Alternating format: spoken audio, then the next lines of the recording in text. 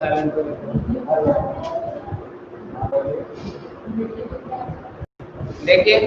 Class 10 के विद्यार्थी सब ध्यान नहीं है ना। लेसन नंबर इकोनॉमिक्स अर्थव्यवस्था चल रहा था, उसमें लेसन नंबर 2 पढ़ा रहे थे और लेसन नंबर 2 का बहुत सारे बातों पर चर्चा किए थे, जैसे आय, राष्ट्रीय आय, उसके बाद राष्ट्रीय आय की धारणा पर बताए थे, है ना। छोटा सा चैप्टर था, आय लास्ट हो जाएगा ना, आय लेसन ये लास्ट हो जाएगा। उसके बाद हम मुद्रा पर चलेंगे। लगातार 7-8 दिन हम क्लास अगर 10 दिन दिए तो ये किताब खत्म हो जाएगा। देखिएगा यहाँ से हम लोग चलते हैं। पहला पॉइंट एक लिए हैं, थोड़ा सा छोटा सा ऑब्जेक्टिव टाइप पॉइंट था, गौर कीजिएगा सब लोग, ध्यान देंगे प्यारे बच्चों। पहला है लिखा हुआ कि भारत में सर्वप्रथम, किस देश की बात किया गया तो भारत में सर्वप्रथम, मतलब सर्वप्रथम का मतलब होता है सबसे पहले, है ना। कहता भारत में सर्वप्रथम राष्ट्रीय आय, भारत में सर्वप्रथम राष्ट्रीय आय की गणना कब, राष्ट्रीय आय की गणना कब और किसके द्वारा किया गया था, है ना। तो कहता भारत में सर्वप्रथम, भारत में सर्वप्रथम, भारत अपना देश का नाम है बच्चों, और सर्वप्रथम मतलब होता है सबसे पहले, राष्ट्रीय आय मतलब राष्ट्र की आय की गणना कब हुआ, है ना। गणना कब हुआ, इसके बारे में डेट बताना है कि कब हुआ और किनके द्वारा किया गया था, किनके द्वारा किया गया था। तो 1886 ईस्वी में हुआ था, 1868 ईस्वी में, है ना, 1868 ईस्वी में किया गया था और दादा भाई नौरोजी द्वारा किया गया था, दादा भाई नौरोजी द्वारा किया गया था, है ना। उस समय बताया गया था प्रति व्यक्ति आय मात्र 20 रुपया बताया गया, प्रति व्यक्ति आय दादा भाई नौरोजी द्वारा मात्र 20 रुपया बताया गया था प्रति व्यक्ति आय। थोड़ा सा डिस्टेंस सबका ले प्रति व्यक्ति आय। तो यह समझने का प्रयास कीजिएगा कि भारत में सर्वप्रथम राष्ट्रीय आय, भारत में सर्वप्रथम राष्ट्रीय आय की गणना कब हुआ, भारत में सर्वप्रथम राष्ट्रीय आय की गणना कब हुआ और किसके द्वारा किया गया था। वो 1868 ईस्वी में हुआ था, जो दादा भाई नौरोजी द्वारा किया गया था, है ना।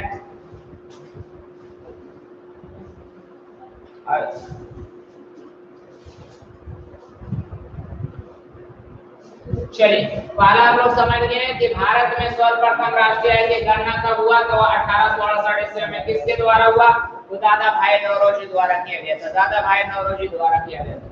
अगला है भारत में राष्ट्रीय आय, भारत में कौन है राष्ट्रीय आय की गणना किस संस्था के द्वारा किया जाता है। भारत में राष्ट्रीय आय की गणना जो है, भारत में राष्ट्रीय आय की जो गणना की जाती है, गिनती की जाती है, वो किस संस्था द्वारा किया जाता है, तो केंद्रीय सांख्यिकीय संगठन द्वारा, ठीक है ना, केंद्रीय सांख्यिकीय संगठन द्वारा, केंद्रीय सांख्यिकीय संगठन द्वारा। कोई दिक्कत, पहला बोल जाएगा भारत में सर्वप्रथम राष्ट्रीय आय की गणना कब हुआ, तो 1868 ईस्वी में हुआ। किसके द्वारा किया गया था, तो दादा भाई नौरोजी द्वारा किया गया था, दादा भाई नौरोजी द्वारा किया गया था। भारत में राष्ट्रीय आय की गणना किस संस्था के द्वारा किया गया था, केंद्रीय सांख्यिकीय संगठन द्वारा, केंद्रीय सांख्यिकीय संगठन द्वारा। कोई दिक्कत, कमेंट आ रहा है कितना,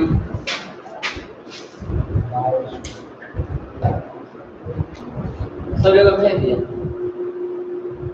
तो ये दोनों घटाते हैं, भारत में सर्वप्रथम राष्ट्रीय आय की गणना कब 1868 ईस्वी में हुआ, किनके द्वारा, दादा भाई नौरोजी द्वारा किया गया था। फिर प्रथम मतलब भारत में राष्ट्रीय आय की गणना किस संस्था के द्वारा होगा, तो केंद्रीय सांख्यिकीय संगठन द्वारा होगा। कोई दिक्कत, फिर ये सब क्वेश्चन सर में भी मिलेगा, लिखा देंगे, आइए बात।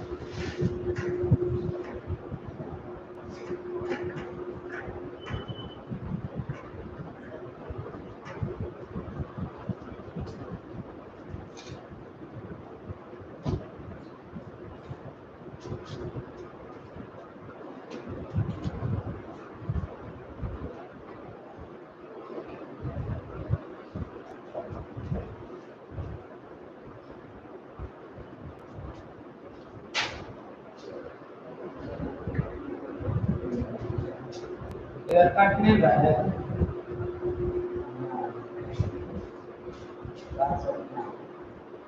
कवर किया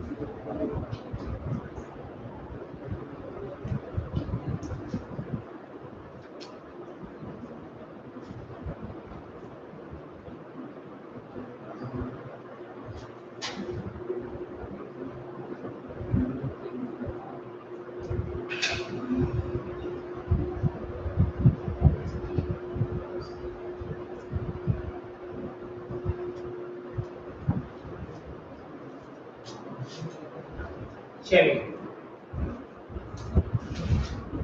आगे देखेंगे हम लोग, है ना। कल हम राष्ट्रीय आय पर बात किए थे।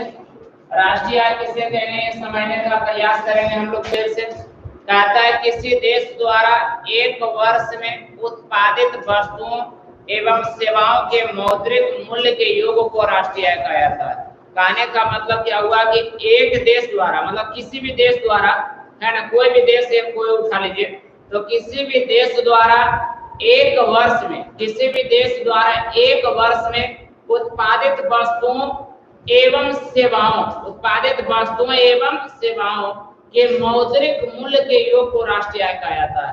कहने का मतलब हुआ कि किसी भी देश का एक वर्ष में जितना वस्तु का उत्पादन हो रहा है, सेवा क्षेत्र से उत्पादन हो रहा है, उन सारे आय और इनकम को अगर योग कर देंगे, जोड़ देंगे, तो जो प्राप्त होगा उसे को राष्ट्रीय आय कहा जाएगा, है ना।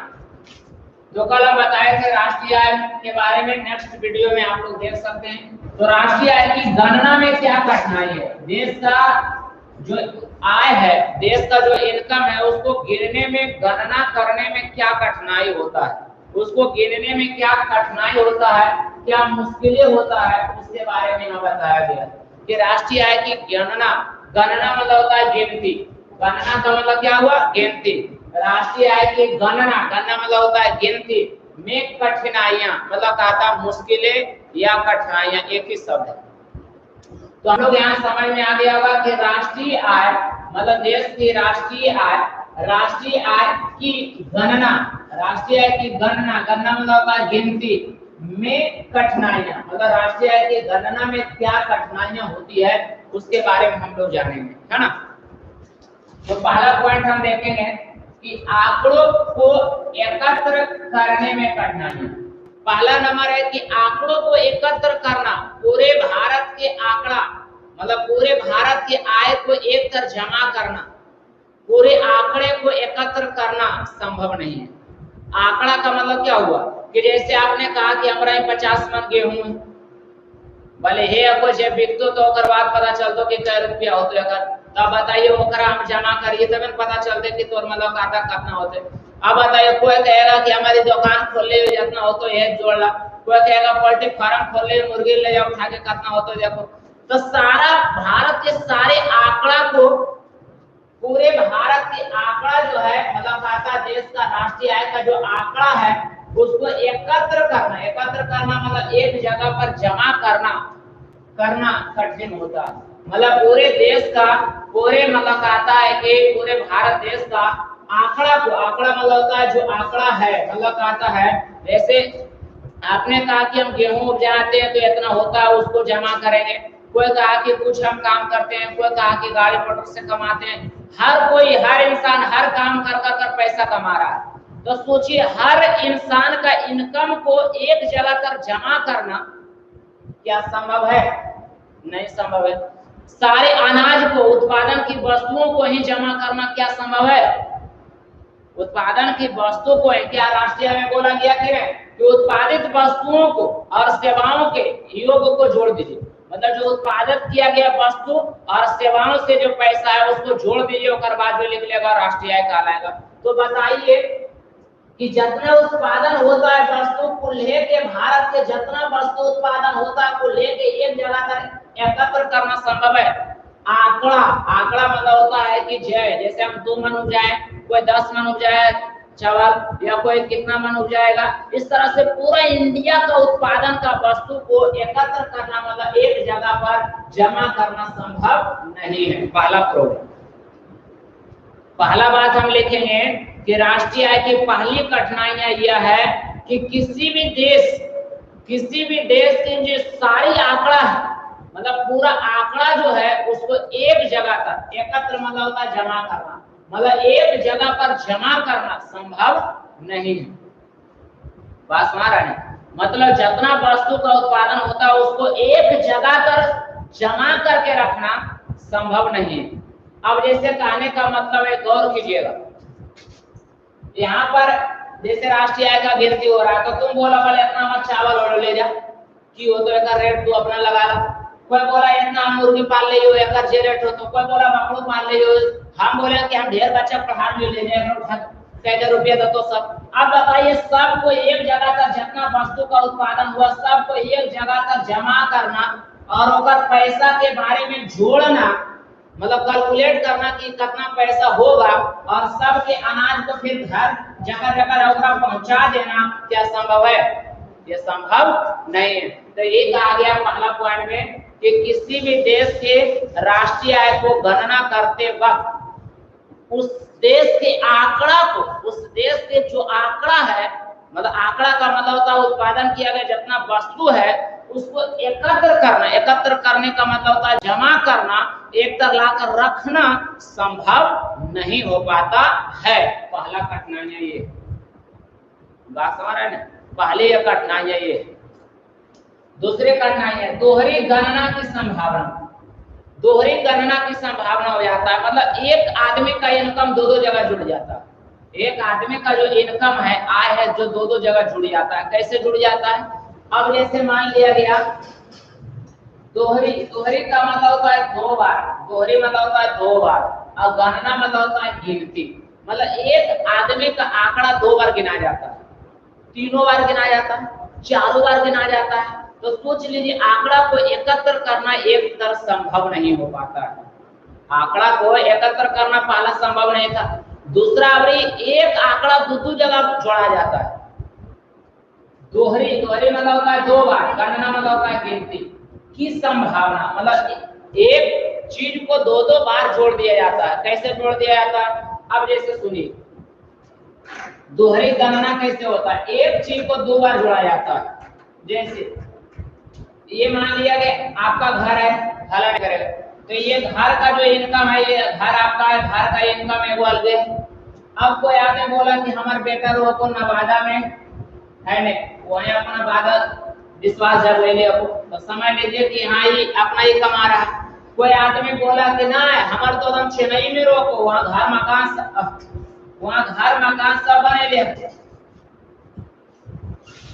अब वहां पर घर मकान सब बने ले, 2 बेटा, दूसरा पहला एक नवादा, दूसरा ये, तीसरा में मतलब कहता कोलकाता में है तीसरा। तो बताइए की किया, घारा वाला की किया। जब घारा वाला पूछल गया घारा लाकर कि बताइए कि आपका इनकम कितना है, तो हमारे घारा से जोड़ो 50,000 रुपया, नवादा में हमारे बेटवा कमा लो तो जोड़ दो 25,000 रुपया, चेन्नई में वो कमा लो कर जोड़ दो 1 लाख रुपया, लेकिन आपने ये मतलब कोलकाता में कमा लो कर जोड़ दो। ये चारों को घारा वाला जोड़ा दिया। घर वाला था जब पूछा गया कि अपनो जोड़ा, अपनो जोड़ाइबे किया, ये लोग को जोड़ा दिया माय बाप का। एकर माय बाप क्या किया? घर वाला पहले इनकम जोड़ा दिया, अब ये लोग को जोड़ा दिया, जो को जोड़ा दिया, जो को जोड़ा दिया। सुनिए, अब ये नवादा माया, अब एकरा पूछा कि तोहर की इनकम है, अब ये गुस्सा माया वाली इनकम बल हमारे घर में 25,000, ऐसे मान लीजिए हमारे घर में हमारे भाई कमा को इतना, हमारे एक भाई वहां कमा को इतना, अब ये हो जोड़ा तो सब एकरा तर बोलो हो गुस्सा मांग लो, बोले इनकम इनकम। अच्छा, नवादा का घर का कोलकाता, अभी एकरा तर बोला कोलकाता भी अगर पूछल डबल घर का चेन्नई का नवादा का 3-4 बार हो लो कि नहीं, गर्दा उड़ा के गिनती हो रहा है। मतलब एक घर का कमाने 3-4 बार जोड़ा गया, तो ये हो गया दोहरी गणना की संभावना। माँ बाप तक पूछल गया तो नवादा कोलकाता चेन्नई तीनों जोड़ा दिया, नवादा वाला भाई से पूछल गया तो ये तीनों सब जगह जोड़ा दिया, अब ये पूछल गया तो ये तीनों जोड़ा दिया, एकरा पूछल गया तो ये तीनों जोड़ा दिया। बताइए दोहरी गणना हो रहा है बार बार कि नहीं, तो ये दोहरी गणना की संभावना होता है। कहने का मतलब ये है कि राष्ट्रीय आय की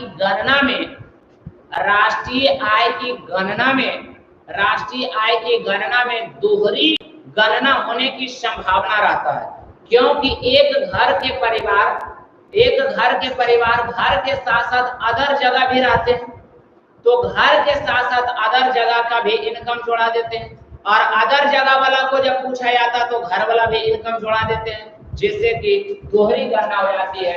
एक व्यक्ति को 2 बार भी हो जाता है। तो बताइए एक आदमी का इनकम 2 बार हो गए तो राष्ट्रीय आय में वृद्धि होती कि नहीं, बढ़ जाते कि नहीं, बढ़ जाएगा। बात में आ रहे हैं, यहाँ तक समझ में आया? देखो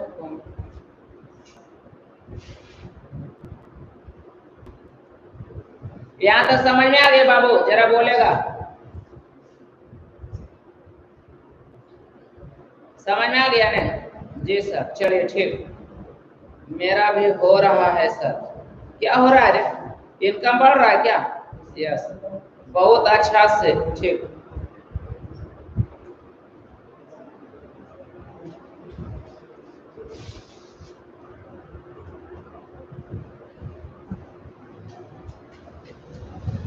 अगला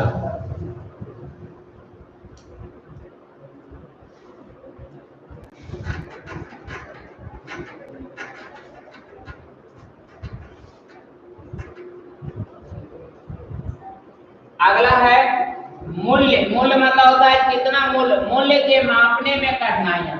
अब जैसे आपके घर में मतलब राष्ट्रीय आय की गणना करने के लिए हम गए, जैसे आपके घर में राष्ट्रीय आय की गणना करने के लिए अभी हम गए, तो पूछा जाएगा मूल्य की मापना ही संभव नहीं होता, कोई वस्तु का मूल्य। अब तुम बोलेगा कि बल हमार कोठी में चाउर धैला को जोड़ला कितना रुपया का को, बस वो है बिक तो जे हो तो। अब तो कोठी में चाउर धैला कितना दिमाग लगाइए यार, हम दिमाग लगा देंगे 5000 के हो गए 7000 के, तो घट पड़ी थे राष्ट्रीय आय में कि नहीं। अब ककरो घर गलिए तो बोल हमर कुछ नहीं, आपको सब हम कंगा लियो, पोल्ट्री फार्म खोल के रख ले हो गए, देखो मुर्गी की हो तो रेट कई गो मारतो कई गो बैठो की हो तो नहीं हो तो देखो ले है कि नहीं। अब अभी लॉकडाउन में तो ऐसे बोलतो है कि अब बताइए तो ये पोल्ट्री फार्म खोल ले तो ओकर हम की अनुमान लगाइए कि कितना मूल्य के उस पोल्ट्री फार्म के पैसा ऊपर है। अब हमारा तक कोई आएगा पूछेगा कि मतलब खाता तो हर इनकम की आपको, तो हम अपने कहें कि हम लवारिस हो गए, रोड पर आ गए। तुमको मैं बताता हूँ, एक लड़का था, साधारण सा मैं उदाहरण दे रहा हूँ, एक लड़का मेरे तरफ कमेंट किया और कमेंट करके लिखा ने कि सर, हम ये नवादा में थे मतलब घर पे थे, तो कमेंट कर व्हाट्सएप पर लिखा कि सर सेंटर के आगे बहुत गंदा हो गया। कमेंट में लिखा कि सर सेंटर के आगे बहुत गंदा हो गया, तो हम रिप्लाई में दिए कि हम ही हो गए लंगा और भिखमंगा, तो सेंटर में हो जाएगा गंदा। फिर हंसने लगा कि बात बोलते हैं सर, तो बात सही कह रहे हैं। तो ये मूल्य के मापने में करना है, तो ये समझिए मूल्य का मतलब क्या होता है कि एक्यूरेट मूल्य किसी चीज का मानना हमें संभव नहीं है। जैसे हम कह देंगे कि हमरा तक लाइव में जे जुड़ा हो ये पैसा देता कि नहीं देता कि भाग देगा जुड़ल हो सको जखने पैसा मांगो डूबक जाओ केवल नहीं हम जुड़ होता है हमरा नहीं चलो। अब बताइए तो कितना पैसा देगा किया बताइए होगा। अब बताइए कोई आदमी ऐसा है जो अंडा बेचता है, हर परिवार का हर कोई सब्जी बेचते हैं, कोई मतलब खाता गाड़ी चलाते हैं, तो कितना पैसा इनकम आएगा कोई गारंटी है? कोई गारंटी नहीं है। कोई मिठाई बेचते हैं, अब ओकरा में क्या होगा कि बिकेगा सर कि नहीं बिकेगा सर, कितना बिकेगा बारात भेजिए सर, कितना सेल होगा नहीं होगा अनुमान लगाइए। तो यही कहा गया किसी भी वस्तु का मूल्य मापना किसी भी घर में जाकर किसी भी वस्तु का मूल्य माप लेना कि कितना मूल्य का है, कितना इसका इनकम होगा, सही मूल्य माप लेना संभव नहीं है। जो राष्ट्रीय आय की गणना में क्या है, कठिनाइयां है ना। तो सही मूल्य किसी भी वस्तु का मापना ही संभव नहीं हो पाता है, जो राष्ट्रीय आय की गणना में कठिनाइयां।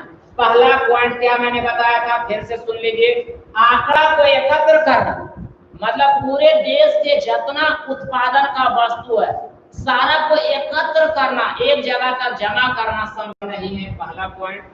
दोहरी गणना की संभावना, एक जगह का संपत्ति दूसरे जगह भी जोड़ा जाता है। मतलब कहने का अर्थ हुआ, एक घर के परिवार अगर दो जगह रह रहे हैं तो दोनों जगह संपत्ति को जोड़ा देते हैं। घर में भी वहां वाला जोड़ा दिया जाता है, वहां वाला भी घर वाला जोड़ा देता है, जिससे दो बार जोड़ा जाता है, तो दोहरी गणना हो जाता है।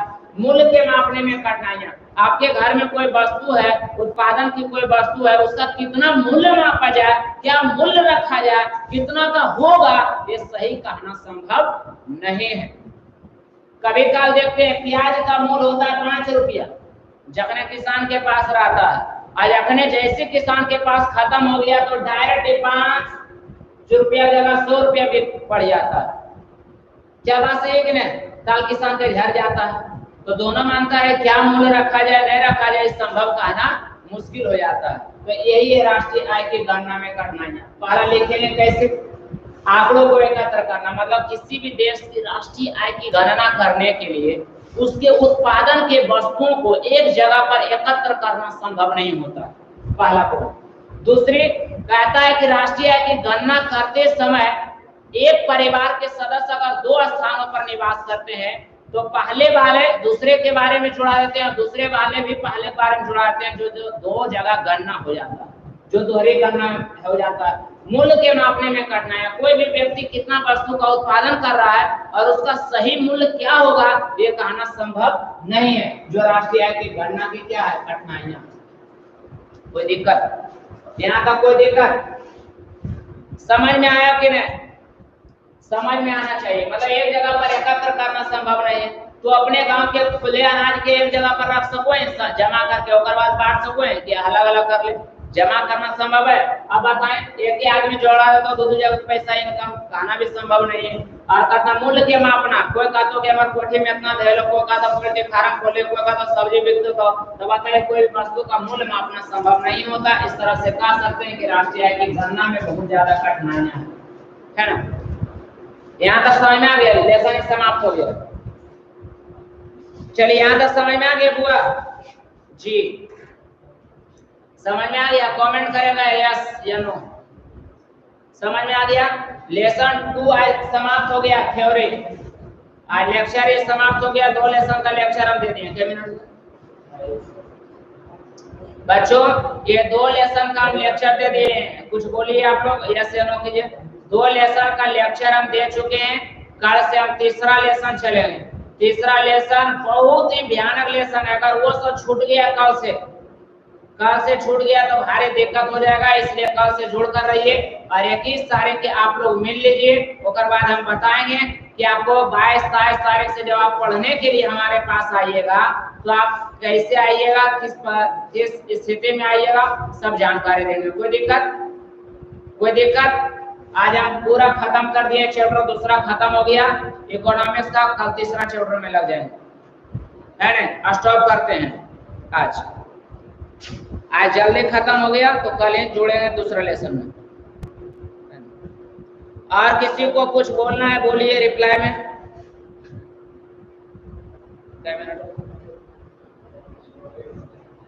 चलो ठीक है, कल फिर आगे पढ़ाएंगे, जुड़िएगा।